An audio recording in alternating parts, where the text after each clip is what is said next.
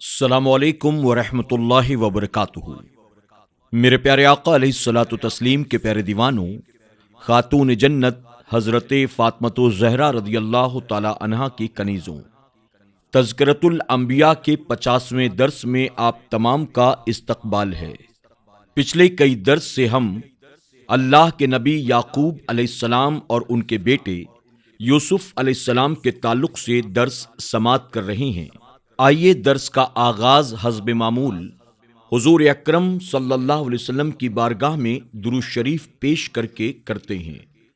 الصلاۃ والسلام علیک یا رسول اللہ، الصلاۃ والسلام علیک یا حبیب اللہ، الصلاۃ والسلام علیک یا نبی اللہ وعلی آلک واصحابک یا نور اللہ صلی اللہ تعالی علیہ وسلم۔ میرے پیارے آقا علیہ الصلاۃ والتسلیم کے پیارے دیوانوں، خاتون جنت حضرت فاطمۃ الزہرا رضی اللہ تعالی عنہا کی کنیزوں، کل کے درس میں ہم نے یہ سنا کہ جب یعقوب علیہ السلام اور ان کے بیٹے یوسف علیہ السلام کی آپس میں ملاقات ہوئی تو دونوں نے ایک دوسرے سے معانقہ کیا، یعنی ایک دوسرے کے گلے ملے۔ صاحب کتاب نے یہاں اپنی کتاب میں اس بات کی وضاحت کی ہے کہ ملاقات یا خوشی کے موقع پر ایک دوسرے سے مصافحہ اور معانقہ کرنا یہ قرآن و حدیث سے ثابت ہے۔ جو لوگ معانقہ کرنے سے روکتے ہیں، آپ نے ان کی اصلاح کے طور پر یہاں چند روایات بیان کی ہے۔ اس ضمن میں ہم نے کل کچھ باتیں سماعت کی تھی، آئیے آج مزید سماعت کرتے ہیں۔ رسول اللہ صلی اللہ علیہ وسلم نے حسن بن علی رضی اللہ تعالی عنہ کو چوما تو آپ صلی اللہ علیہ وسلم کے پاس اقرا بن حابس موجود تھے۔ اقرا نے کہا، میرے 10 بچے ہیں، میں نے کبھی کسی کو نہیں چوما۔ رسول اللہ صلی اللہ علیہ وسلم نے ان کی طرف دیکھا اور ارشاد فرمایا، جو کسی پر رحم نہیں کرتا اس پر رحم نہیں کیا جاتا، یعنی جو لوگوں پر رحم نہیں کرتا اللہ تعالیٰ اس پر رحم نہیں فرماتا، یعنی لوگوں پر رحم کرنا اللہ تعالیٰ کی رحمت کا اپنے آپ کو مستحق بنانا ہے۔ اسی حدیث کی شرح میں ملا علی قاری رحمۃ اللہ تعالی علیہ تحریر فرماتے ہیں، علامہ آلوسی رحمۃ اللہ تعالی علیہ نے فرمایا کہ اپنے چھوٹے بچے کے رخساروں کو چومنا واجب ہے۔ اسی طرح رخساروں کے علاوہ جسم کے اور حصوں یعنی ہاتھ، سر، پیشانی کو بھی چومنا شفقت، رحمت، مہربانی اور قرابت کی محبت کی وجہ سے سنت ہے، خواہ اولاد مذکر ہو یا مؤنث، یعنی لڑکے ہوں یا لڑکیاں۔ اسی طرح اپنے دوست اور تعلق دار کے چھوٹے بچوں کے رخساروں یا دوسرے اعضاء کو بھی چومنے کا یہی حکم ہے، البتہ شہوت کے طور پر چومنا حرام ہے۔ اس میں والد اور دوسرے لوگوں کا حکم ایک ہی ہے، اسی میں اہل علم کا اتفاق ہے۔ ملا علی قاری رحمۃ اللہ تعالی علیہ کے وجوب کے قول پر اعتراض کیا گیا ہے کہ وجوب صرف اس وقت ثابت ہوتا ہے جب حدیث صریح یا قیاس صحیح سے ثابت ہو، تاہم وجوب نہ بھی ثابت ہو تو سنت و استحباب تو یقیناً ثابت ہے، کیونکہ رخساروں کے بغیر اطراف کو شفقت کے طور پر چومنا سنت ہے اور اس پر کوئی اعتراض نہیں کیا گیا ہے۔ علامہ نووی رحمۃ اللہ تعالی علیہ نے فرمایا، کسی کے ہاتھوں کو اس کے علم، زہد اور تقوی، دینداری اور ہر طرح کے دینی کاموں پر عمل کی وجہ سے چوما جائے تو یہ مکروہ نہیں بلکہ مستحب ہے۔ اگر کسی کے ہاتھوں کو اس لیے چوما جاتا ہے کہ وہ غنی ہے یا دنیاوی طور پر اس کو جاہ و جلال حاصل ہے تو یہ مکروہ ہے، بلکہ بعض نے تو اسے حرام تک کہا ہے۔ البتہ بعض حضرات نے دنیا دار کے ہاتھ کو چومنا حرام اس وقت کہا جب چاپلوسی کے ارادے سے چومے یا اس کی تعظیم کے لیے چومے اگر ایسی صورت نہ ہو تو جائز ہے۔ کسی کو الوداع کرتے وقت یا سفر سے واپس آتے وقت یا کسی دوست سے دیر سے ملاقات ہوتے وقت یا کسی شخص سے صرف اللہ تعالیٰ کی رضا کی خاطر محبت ہو تو اس کے ہاتھ چومنے کی اجازت ہے۔ ان تمام صورتوں میں شرط یہ ہے کہ نفس امن میں ہو، شہوت کا ارادہ نہ ہو۔ علامہ نووی رحمۃ اللہ تعالی علیہ نے فرمایا کہ شہوت کی غرض سے ایسے لڑکے جس کی داڑھی نہ ہو اور خوبصورت چہرے والا ہو اس سے مصافحہ کرنے سے اجتناب کیا جائے۔ شہوت کی غرض سے اسے دیکھنا بھی حرام ہے۔ ہمارے اصحاب نے کہا ہے جسے دیکھنا حرام ہے اسے چھونا بھی حرام ہے، بلکہ چھونا زیادہ جرم ہے، کیونکہ کسی اجنبی عورت سے نکاح کا ارادہ ہو تو اسے دیکھنا جائز ہے لیکن ہاتھ لگانا حرام۔ یوسف علیہ السلام کے خواب کا پورا ہونا۔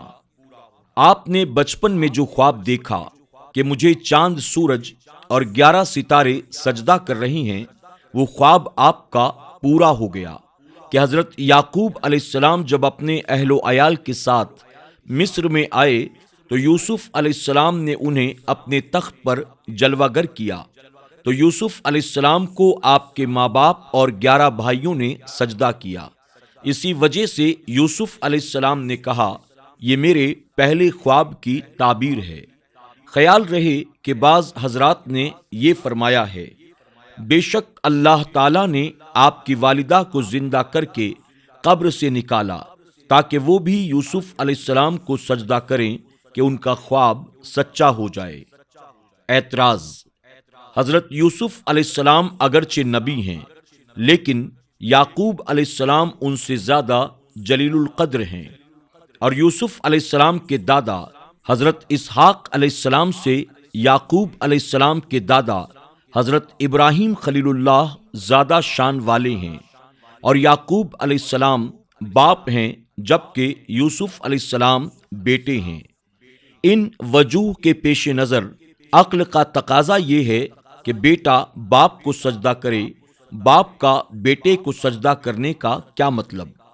جواب: حضرت عطا کی روایت سے حضرت ابن عباس رضی اللہ تعالی عنہ کا قول بیان کیا گیا ہے کہ آیت کریمہ کا معنی یہ ہے یوسف علیہ السلام سے ملاقات ہونے کی وجہ سے اللہ تعالیٰ کو سب نے سجدہ کیا، یعنی یہ سجدہ در حقیقت اللہ تعالیٰ کو تھا۔ رب کا شکریہ ادا کیا گیا کہ یوسف علیہ السلام مل گئے، کیونکہ یہ سجدہ تخت پر بیٹھنے کے بعد کیا گیا۔ حضرت یوسف علیہ السلام کو سجدہ کیا جاتا تو تخت پر بیٹھنے سے پہلے سجدہ کیا جاتا، یا یہ کہا جائے گا کہ حضرت یعقوب علیہ السلام نے سجدہ تو یوسف علیہ السلام ہی کو کیا، لیکن اس کے لیے کہ ہو سکتا ہے کہ بھائی سجدہ نہ کریں، آپ کے سجدہ کرنے پر سب بھائیوں نے سجدہ کر لیا، یا یہ کہ سجدہ کرنے میں یوسف علیہ السلام تو رضامند نہیں تھے کہ مجھے میرے باپ سجدہ کریں، لیکن اللہ تعالیٰ کا حکم تھا۔ اس کے حکم میں جو حکمتیں ہوتی ہیں وہ خود ہی انہیں جانتا ہے، جیسا اس نے فرشتوں کو حکم دیا کہ آدم علیہ السلام کو سجدہ کرو۔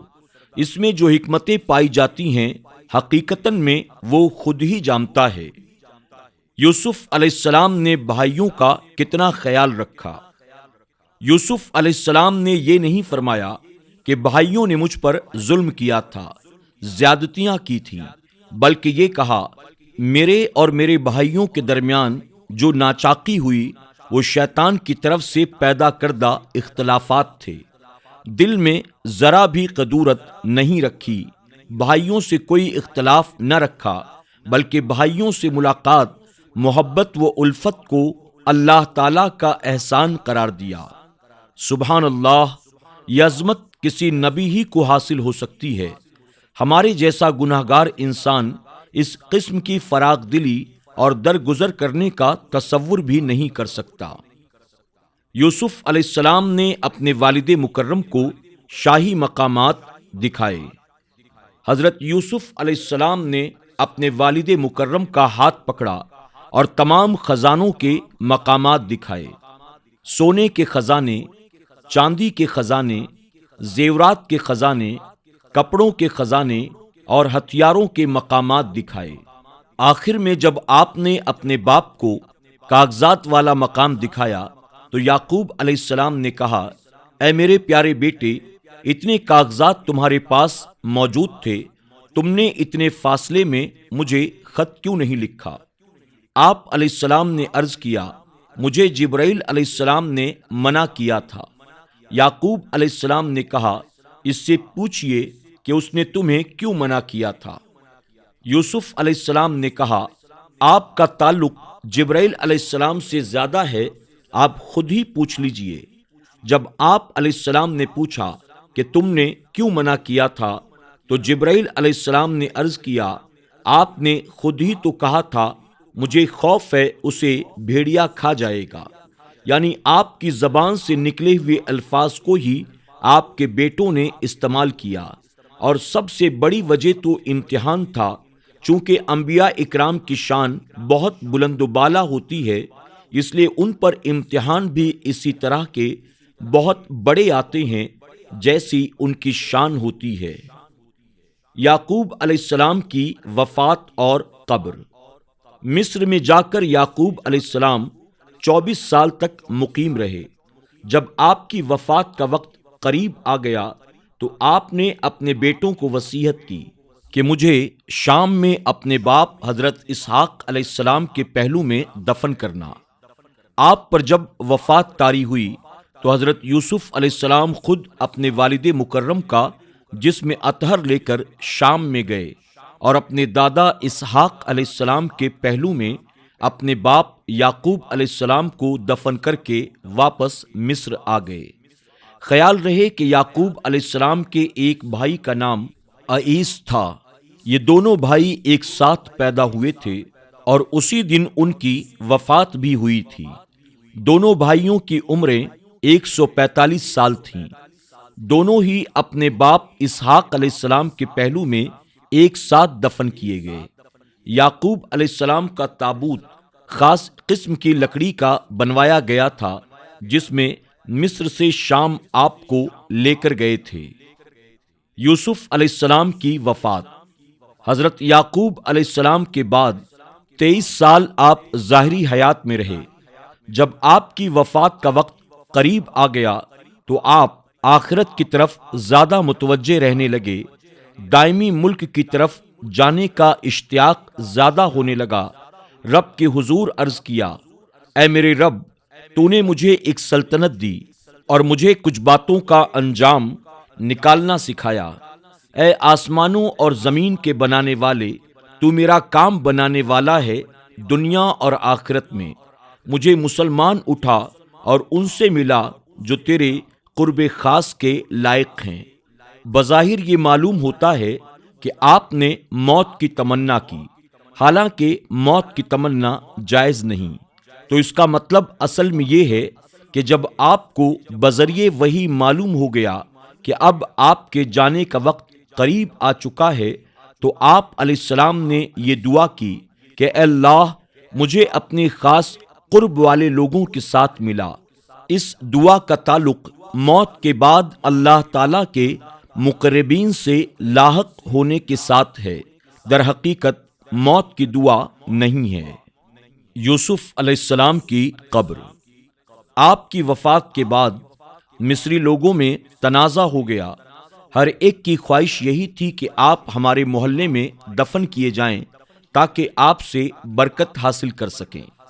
करीब था कि उनके दरमियान लड़ाई भड़क उठे। आखिरकार कुछ लोगों ने मिलकर फैसला किया कि आपको संगे मरमर के संदूक में बंद करके दरियाए नील में दफन कर दिया जाए, ताकि इस पानी से तमाम शहर वाले एक जैसी बरकत हासिल कर सकें। हजरत अकरमा रज़ियल्लाहु ताला अन्हु फरमाते हैं, पहले आपको दरियाए नील के दाएं जानिब दफन किया गया तो उस तरफ का इलाका सरसब्ज व शादाब रहने लगा और दूसरी जानिब खुश्क। फिर आपके संदूक को निकालकर दरियाए नील के बाएं जानिब दफन कर दिया गया। अब उस तरफ खुशहाली का दौर दौरा था और दूसरी जानिब खुश्की रहने लगी। پھر آپ کو دریائے نیل کے درمیان دفن کر دیا گیا، یہاں تک کہ دونوں جانب سرسبز اور شاداب ہو گئے۔ آپ کا جسم اطہر اسی طرح دریائے نیل کے درمیان میں رہا۔ 400 سال کے بعد جب موسیٰ علیہ السلام نے بنی اسرائیل کو ساتھ لے کر مصر سے روانگی اختیار کی تو آپ کے جسم اطہر کو بھی اپنے ساتھ لے گئے، یہاں تک کہ شام میں اپنے آبا کے ساتھ دفن کر دیا۔ سبحان اللہ، ان لوگوں کے کیسے پاکیزہ عقیدے تھے کہ انہیں معلوم تھا کہ نبی کی ظاہر حیات میں جس طرح نبی سے برکت حاصل کی جاتی ہے، اسی طرح دنیا سے رخصت ہونے کے بعد بھی اس سے برکت حاصل ہوتی ہے۔ یوسف علیہ السلام کی قبر کی برکت سے خوشحالی حاصل ہوتی رہی۔ حضرت یوسف علیہ السلام کی اولاد، آپ کی وفات کے وقت آپ کے پسماندگان میں 2 بیٹے اور 1 بیٹی تھی۔ ایک بیٹے کا نام افرائیم اور دوسرے کا نام میشا تھا۔ افرائیم کے بیٹے کا نام نون اور نون کے بیٹے کا نام یوشا تھا، جو موسیٰ علیہ السلام کے زمانے تک زندہ رہے اور دریائی سفر میں ان کے ساتھ تھے، یعنی حضرت خضر علیہ السلام سے ملاقات کے لیے جاتے وقت موسیٰ علیہ السلام نے اپنے ساتھ یوشا بن نون کو رکھا تھا۔ آپ علیہ السلام کی بیٹی کا نام رحمہ تھا، جو حضرت ایوب علیہ السلام کے نکاح میں آئی تھی۔ یوسف علیہ السلام کے دنیا سے تشریف لے جانے کے بعد مصر کی حکومت بنی عمالقہ کے ہاتھ میں آ گئی۔ موسیٰ علیہ السلام کے زمانے تک بنی اسرائیل ان کے زیر تسلط رہے۔ حضرت موسیٰ علیہ السلام نے آ کر انہیں نجات دلائی۔ یہ وہ غیبی خبریں تھیں جو اللہ تعالیٰ نے حضرت محمد صلی اللہ علیہ وسلم کو عطا کی اور ارشاد فرمایا، یہ کچھ غیب کی خبریں ہیں جو ہم تمہاری طرف وحی کرتے ہیں۔ ضد اور عناد نے لوگوں کو سمجھنے سے یکسر عاری کر دیا۔ اللہ تعالیٰ نے تو واضح طور پر کہہ دیا تھا کہ یہ غیبی خبریں ہیں جو ہم تمہاری طرف وحی کرتے ہیں، لیکن یار لوگوں نے کہا نہیں، جو اللہ وحی کے ذریعے بتا دے وہ غیب نہیں رہتا۔ خدارا انصاف کریں کہ بات رب تعالیٰ کی مانیں یا اس کی مخلوق میں سے ضدی جوہلا کی مانیں۔ کسی ایک بڑے نے کہہ دیا کہ جب وحی آ جائے تو وہ غیب نہیں رہتا، تو اس کے چیلے بھی یہی راگ الاپنے لگے، خود سوچنے اور سمجھنے کی تکلیف برداشت نہ کی کہ یہاں ہمارے بڑے صاحب سے غلطی ہو گئی ہے۔ میرے پیارے آقا علیہ الصلوۃ والتسلیم کے پیارے دیوانوں، خاتون جنت حضرت فاطمۃ الزہرا رضی اللہ تعالی عنہا کی کنیزوں، اسی کے ساتھ آج کا ہمارا درس اور یہ باب مکمل ہوا۔ انشاءاللہ زندگی رہی تو کل سے ہم اللہ کے نبی حضرت ہود علیہ السلام کے تعلق سے درس سماعت کریں گے۔ تب تک کے لیے ہمیں اجازت دیں، اپنا خیال رکھیں اور اپنی دعاؤں میں ہمیں ضرور یاد رکھیں۔ السلام علیکم ورحمۃ اللہ وبرکاتہ۔